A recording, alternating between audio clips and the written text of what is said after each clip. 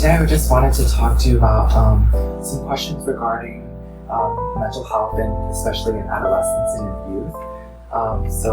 My first question is, can you just please briefly introduce yourself, your job position and your responsibilities? Yes, so my name is Sydney Smith. My role is elementary resource counselor. My responsibilities within the role, I do a lot of one-on-one individual sessions with students. I do lots of group sessions. We'll get different social skills groups going.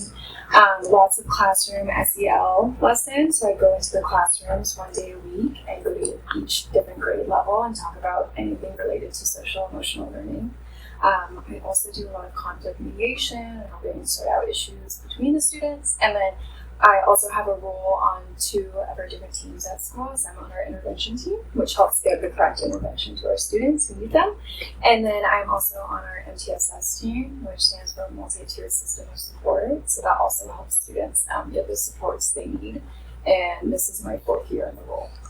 Yeah, thank you. I see you're involved in a lot of different teams at school to help assist our students.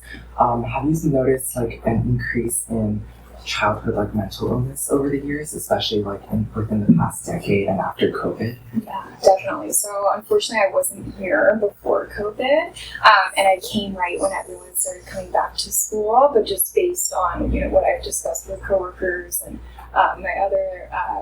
my coworkers here and then other counselors within the district, a lot of things that we have noticed is the mental health needs have increased, and I think a lot of that is because kids are not able to be social for a long time, especially with our younger kids who missed kindergarten. That was a really hard transition to go back to the schools.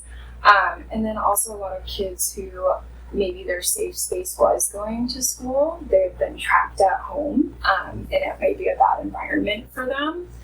Lots of isolation, so just not being able to see people, not being able to talk to a lot of people. And then the big one I think is with all that time at home, people spend a lot of time on the internet and on social media. And I think that plays a huge role in confidence and self-esteem because you're seeing so many unrealistic expectations.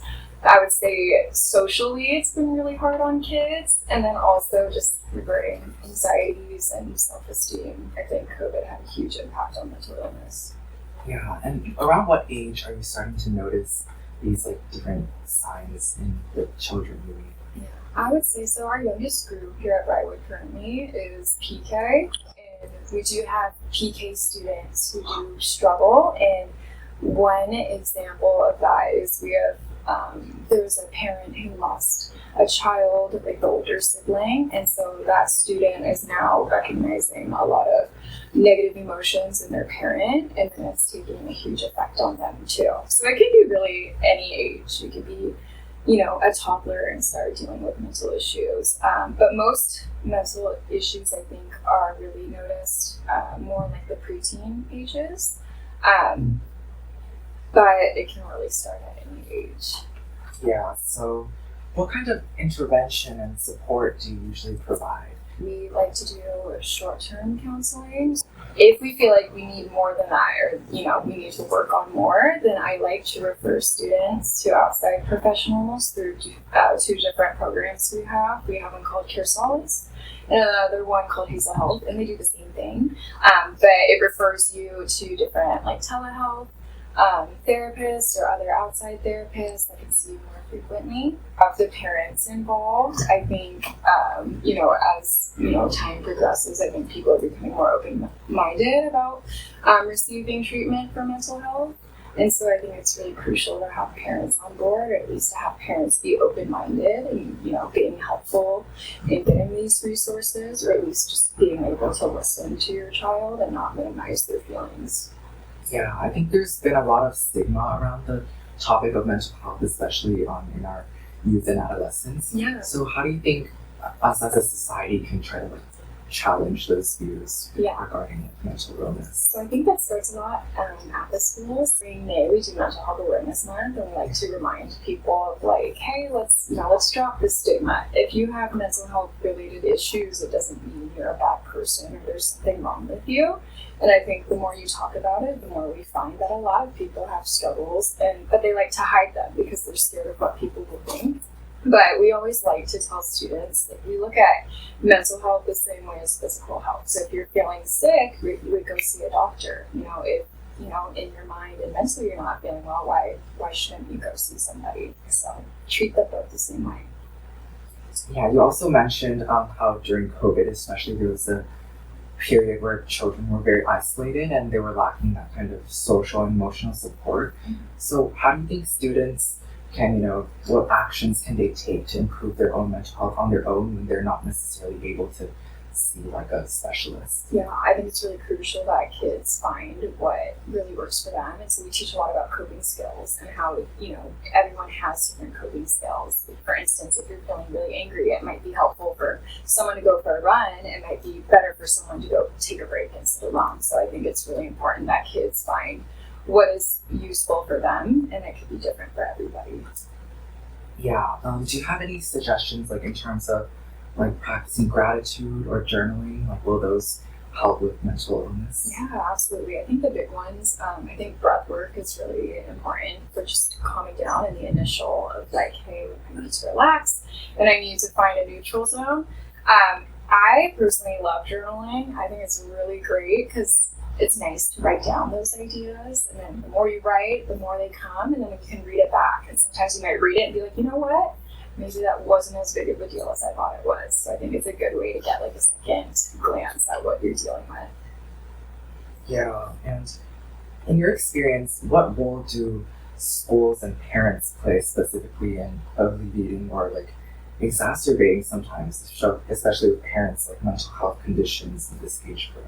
I think it's really important that everyone works as a team, that there's a lot of clear communication. I think it kind of works as teachers tend to notice the behavior or, what they're dealing with mentally first because they see them so much. And then it's really important that they're able to communicate that to both the parent and the therapist so that we can all work together and make sure the student is being taken care of.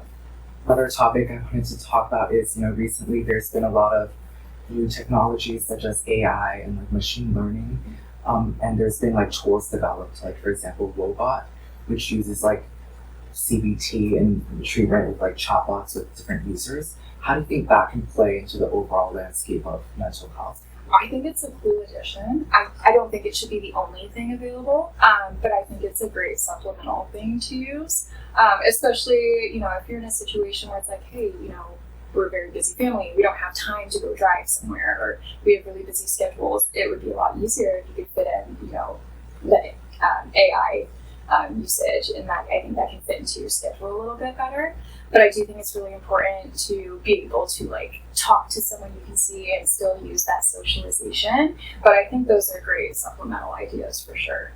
Yeah, because especially now, there's been a lot of studies that show that in America we're in need of more mental health like professionals. There's been a scarcity of them, especially there's been longer wait times, and many specialists aren't able to have opening positions.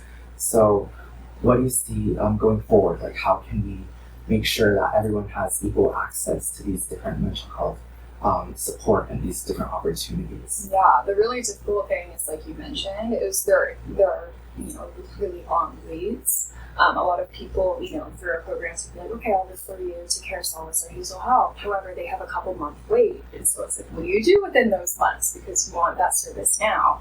I think the best thing you can do is utilize your schools, because the schools, in public school, you have free access to health services, and through our special education program, they can give, help with IEPs and 504s, and make sure you're getting those services for free at school. And so while your free service at school might not be, your best choice or your favorite thing, I think it's great to do while you're waiting for your other service. Yeah. So I think that's all the questions I have today. Thank you so much for your time. No problem.